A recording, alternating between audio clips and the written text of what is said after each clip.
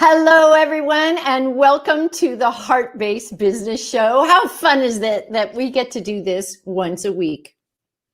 And we're going to talk this week all about mindset, because so many entrepreneurs are having challenging times with their mindset because there's so much going on in the world. Have you noticed that? I bet you have. And that's why we're going to be talking about it. I think that one of the biggest challenges for an entrepreneur, because they work on their own most of the time, is that we have to have a positive mindset. If we don't have a positive mindset, how are we ever going to get anywhere with our business? So anyway, welcome to the Heart-Based Business Show. I am Dr. Shirlene Reeves, and I have a fabulous guest for you today. And I think that you're going to learn a lot if you just hang in there and wait till we get done with this little tiny bit of information. I'll be right back with you.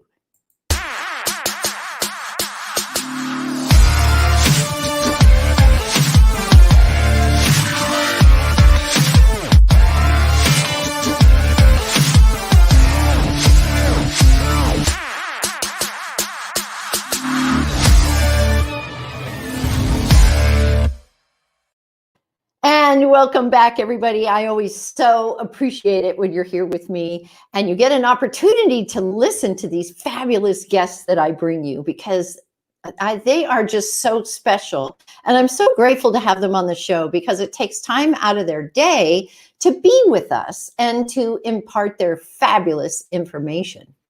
So let's talk just a tad bit about mindset. The reason I wanted to chat with you about it is because I want to get you off the couch. It just does no good to be sitting on the couch, watching the news and getting more and more and more depressed, right? What's good in the world? I was trying to watch a little bit of the news before I came on, because I wanted to find something good to talk to you about, something that they reported that was really phenomenal. And do you know I couldn't find anything? Everything was negative, negative, negative, negative. And I think that really hurts our mindset over time. And we don't even realize it, because it becomes a subconscious thing. It gets into our cells and into our mind. And then we start parlaying what we hear into our own life, when really it has absolutely nothing to do with us. So much of what I see when I do watch the news, and it is so very brief, has nothing to do with me personally, and probably has nothing to do with you either. I want you to really think about that, because if it's upsetting you, if the news is upsetting you, there's such an easy thing to do about that. Do you already know what I'm talking about? Yeah, just turn it off. You don't have to listen to it. You don't need to know everything that's going on in the world.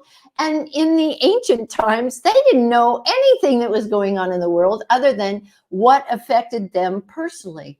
So I want you to ask yourself a simple question as you're sitting there watching TV or the news, and just think, does this affect me personally? If it doesn't, turn it off. You don't need to listen to everything. Give yourself a break and give your mind a rest, so it can focus more on your business and the team that you work with. And that's part of what we're going to talk about today, is your team, how to get a team, how to work with a team, and how to maintain a very positive mindset. Now, my guest today, she helps owners of small businesses and medium-sized enterprises grow leadership. She really zeroes in on the effectiveness of their teams and the profitability of the business. I talk to you about profitability all the time. What's the point of having a business if it isn't profitable? And this person really knows what I'm talking about. And not only that, she writes for Forbes. She's a Forbes coach, and she's on the council. So let's introduce her on right now. I don't want to wait any longer. She's got so much on her bio. Oh, I do want to tell you, she wrote in Cracking the Rich Code Volume 4 with Kevin Harrington and Jim Britt.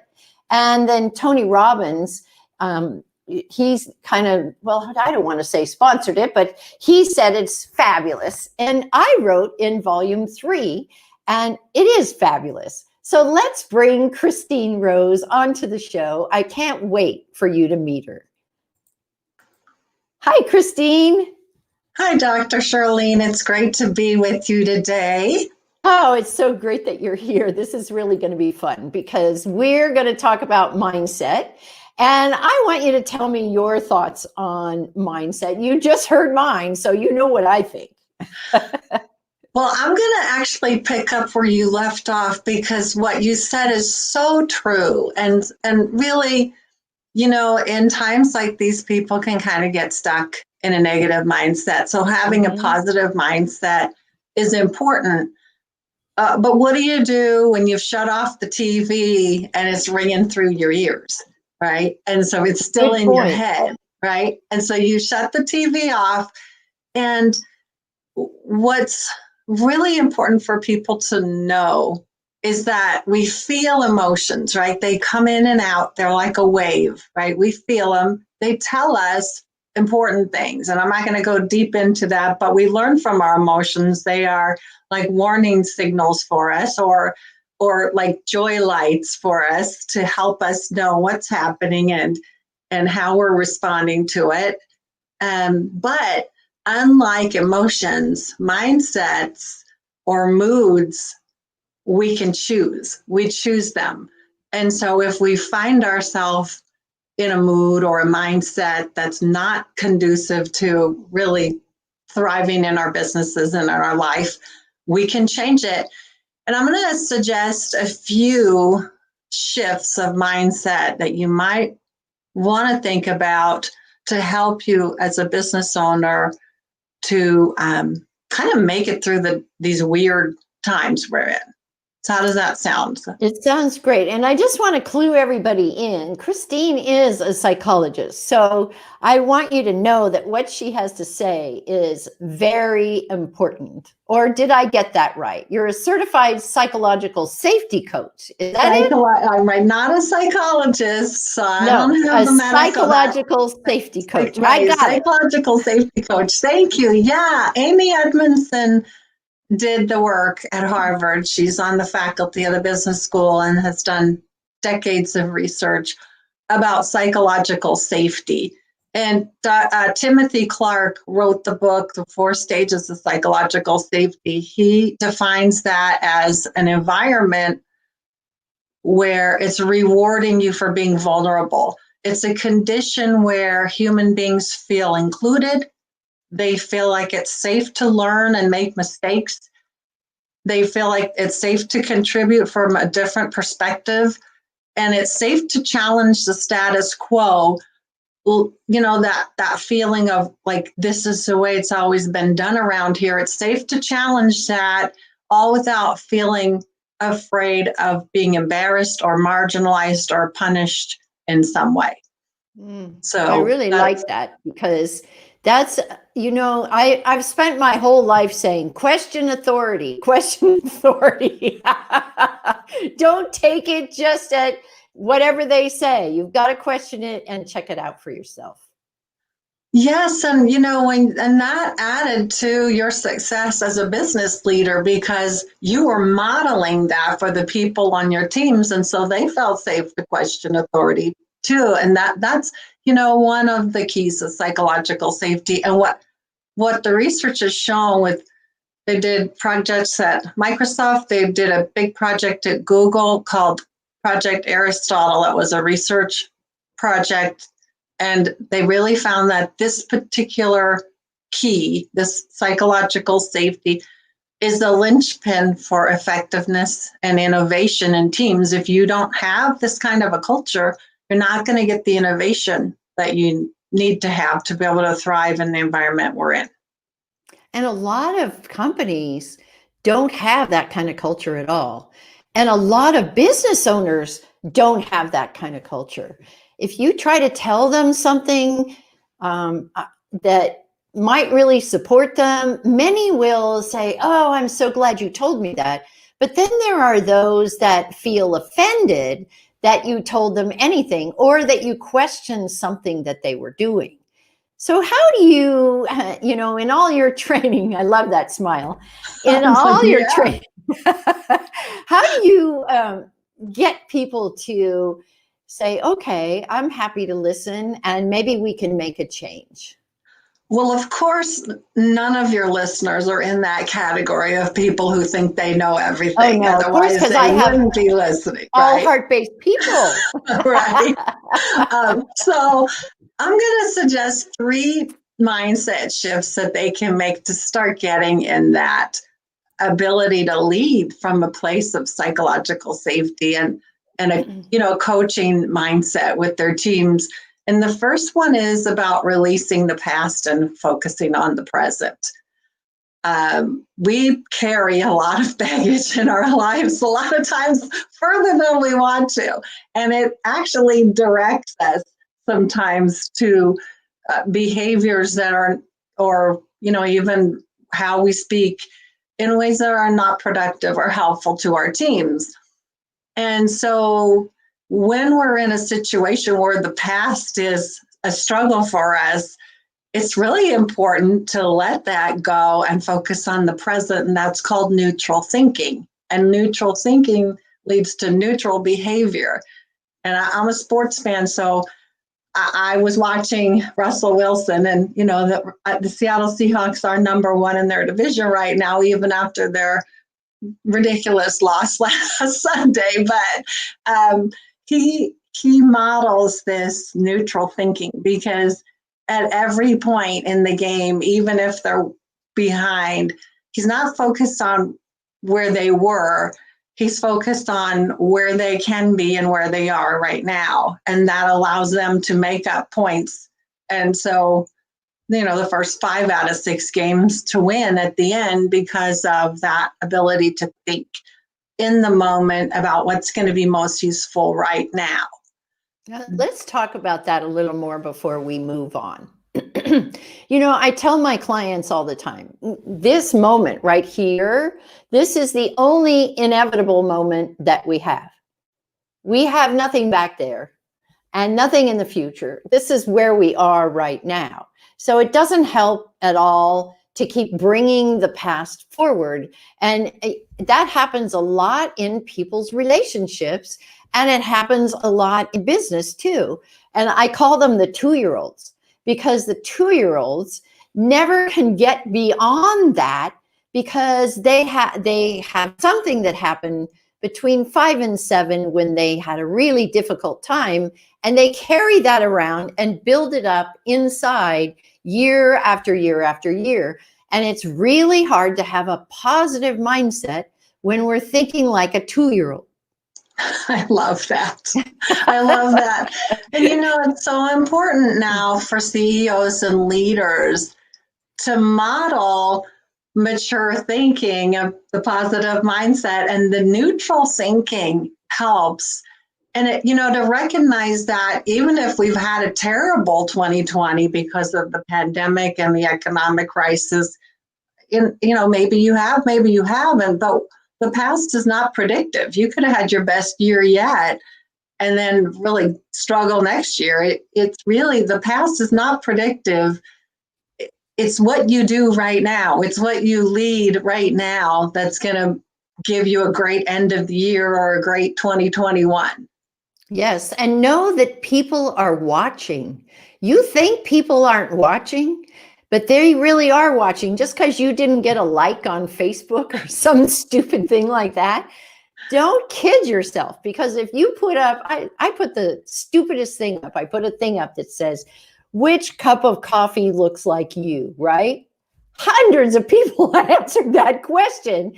But then I put something up that's really good for people to know about. Nobody says anything. So if you do that, you find out how many people are watching you. And then all those people are watching your mindset too. Not just what you're doing, but they're looking at your mindset to see, is this a good person for me to follow? Or maybe I should move on. Yeah. So that mindset shows through in almost everything that you do. That's why I don't get into the politics of things, because I'm just not that way. I'm a heart-based person, and I'm just don't do that. So I don't put that on my Facebook because I want people to have fun there. I don't want them getting more of what they're already getting. Well, now I'm curious. I got to go look at the coffees. No, no, but I understand what you're saying. And here's the thing, the CEOs, the leaders that are listening, when you're adopting that neutral thinking, when you're keeping the positive mindset, that's going to position you and your teams to be able to explore how do we win now? How do we have a winning quarter? How do we have a winning year? And actually set a new standard that could surpass your past performance. Mm-hmm. Yeah. Another shift I think that's really helpful for leaders is about reframing problems, to have a mindset of change how you look at problems. Sometimes I call them breakdowns or problems, right? But people have this mindset that they're bad. They have a belief that problems are bad. And actually, that's the story you tell yourself about the problem. So challenges are going to come up. They are inevitable in life. They're inevitable. You're going to have them. As long as you're living, plan on having challenges come your way. But if you frame them as bad, and you're missing the opportunity to see the good in them and to get the learning out of them. So the new mindset to adopt there is to view challenges as learning opportunities for growth and change. And that's going to help open your eyes to the growth and the change in whatever it is you're going through. Challenges sometimes are a problem because of mistakes. And people look at mistakes as a bad thing. Many of them do. And it's really not a bad thing at all. They're just your biggest learning experiences. That's all they are. And if you don't have these challenges and you don't make mistakes, you're just rum-dum. You're definitely on your couch and not getting off. Right? Yes. And you know what? As a leader, you're going to suffer. You're going to feel the pain of mistakes other people make. Yes, right? Absolutely. But if you have a mindset that problems are bad, mistakes are terrible, and what you're going to do is that's going to drive relationships downward into the negative spiral. That's taking away the psychological safety in your team. So being able to say, okay, we've got these systems in place, we've got these structures in place, and this didn't work.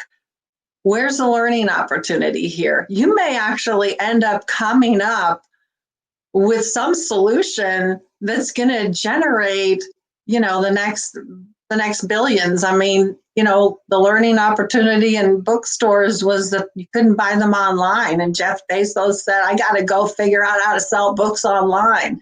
So it starts with wanting to solve a problem for people. Yes, absolutely. Absolutely. And I just think that problem solving is a huge trait for a leader. And it's not just, this is the way it's going to be. It's, what do you think about? Or right. I'd love to hear your thoughts on. I was just talking to a client the other day, and she got herself into all kinds of trouble. She was doing my transformation treatment. And she went to a homeowners association, and she'd done all her research on this one question and presented all of her research.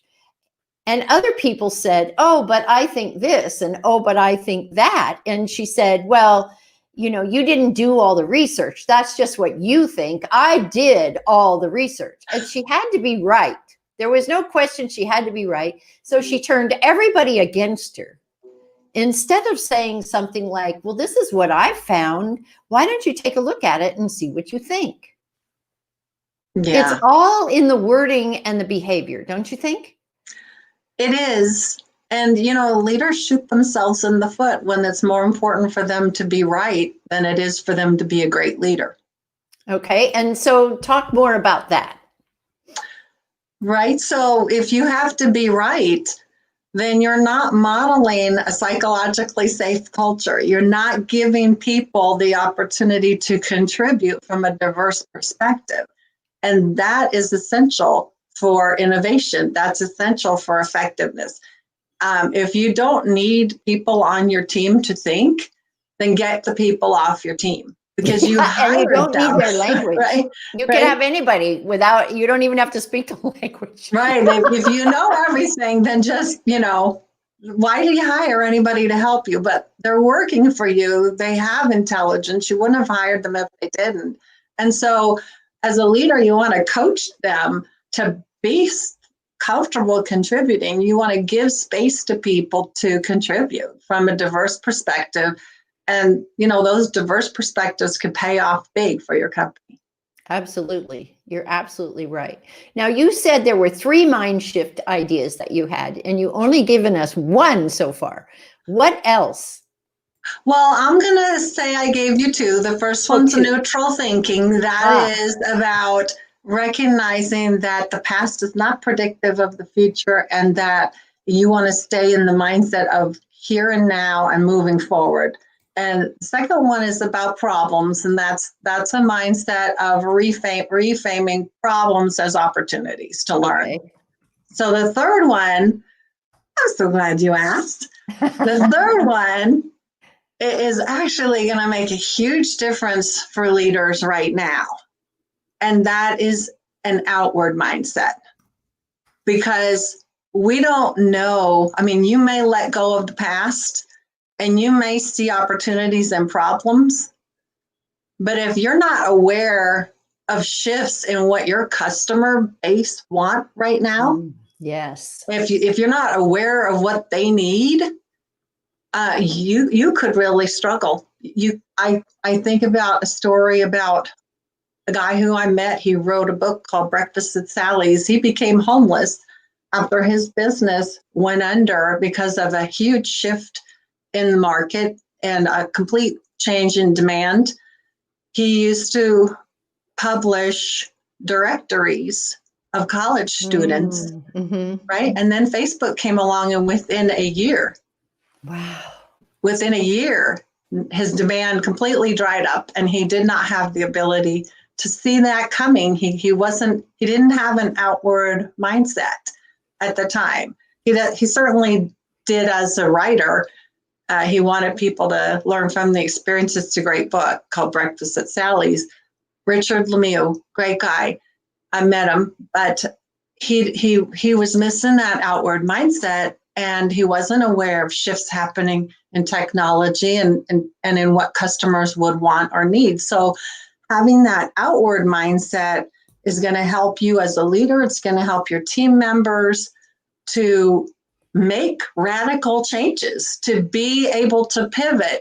Because if your whole company has an outward mindset, you're going to see the changes that have to happen first. And, that could absolutely make or break the future of your company. So that's a mindset that's really key during these times of volatility, of uncertainty. It's funny that you say that, because 4 years before this ever happened, I was teaching people to work from home. At that time we had Hangouts, right? Thank goodness that went away. And then we got Zoom, and we've had Skype. But I've been telling them for so long, stay out of the traffic. You can do everything from home. And they said, oh, no, I can't do that. No, I can't. Guess what they're doing now? Right? Sometimes it takes a little push. Yes, absolutely. And all the students that I've taught how to interview and be interviewed, they're just ramping up a storm because they have all those skills. And I love seeing how they're excelling as a result of it. And they've been learning for years to use the internet so that they didn't have to get in the traffic. So the ones that took it on and stepped forward, it's really made a difference in their lives, where the other ones are going, now what do I do? They weren't prepared. Right. Well, and it's the same for businesses. So in the US, if you had a storefront business, your sales dropped 65% the first, through this year. Terrible. But if you have been online, your online sales have grown 49% this year. So Yes. you want to look at and this is all about outward mindset. If you have that outward mindset, then you're responding to the needs of your customers. Exactly. And really, you know what? Your customers are not here to serve you. You're here to serve them. Mm-hmm. Right. And if you got your ears open, you'll hear from everybody what's needed next. But if you're set in your own way, you'll never know. It just isn't going to happen. Yeah. Right. So how do you get your ears open as a leader of a business? Oh, the way I do it is I hear from all my clients. This is what's coming now. What do you think about this idea? I heard about this. What are your thoughts on that? Or people I interview on the show, I hear things from them.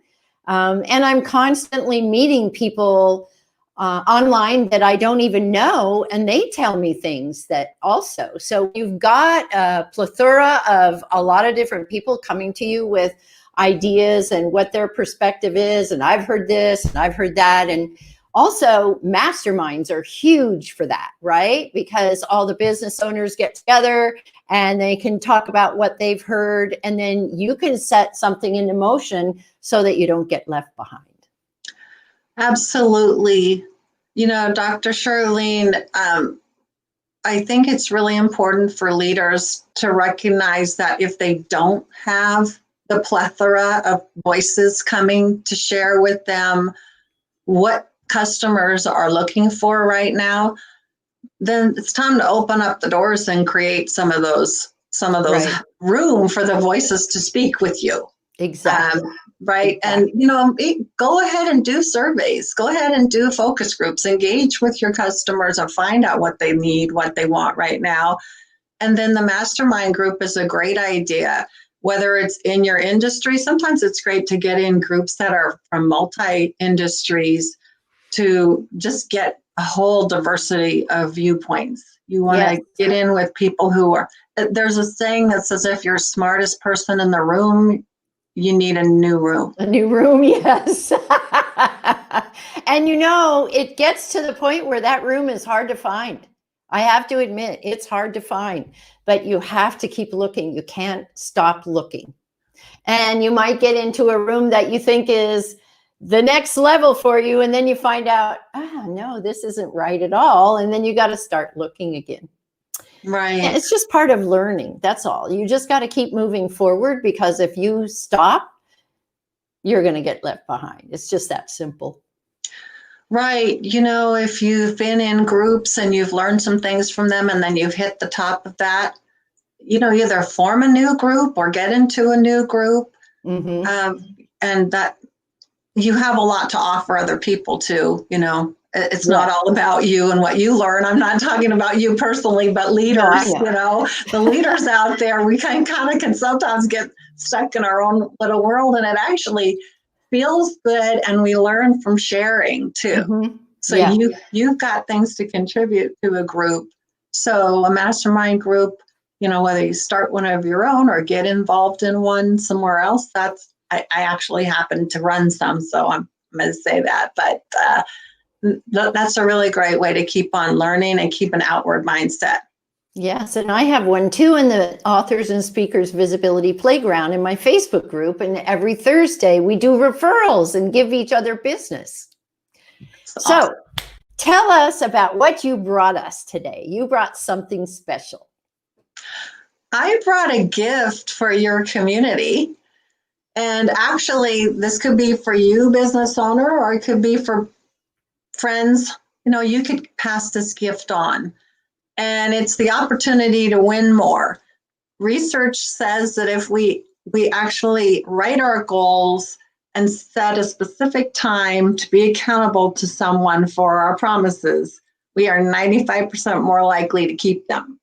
And so this group is called WINS, and it's an online Facebook group, and it is free to you. So you check it out by going to bit.ly/WINS, We got get it more right there. wins. Yep, we got it right there. Yeah. And yeah, I hope you guys go there. Take advantage of this, because the more people that you talk to, the better your business is going to be, and the more you're going to thrive. You're not going to get left behind.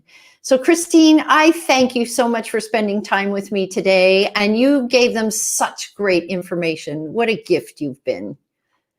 Thank you, Dr. Shirlene. It's been my pleasure. And I know you keep on giving them good information every week. So I'm going to come back in and listen. Thank you. Thanks, Christine. So everyone, I hope you enjoyed that fabulous interview today. She did such a beautiful job at sharing how to win. And go and join her group, attend her mastermind, find out what people are saying so that you can be on the top of the mountain as a leader and continue to make more and more money. That's the idea, right? But we also want to focus on serving others from the heart. Thanks for being with me today, and I look forward to seeing you next Wednesday.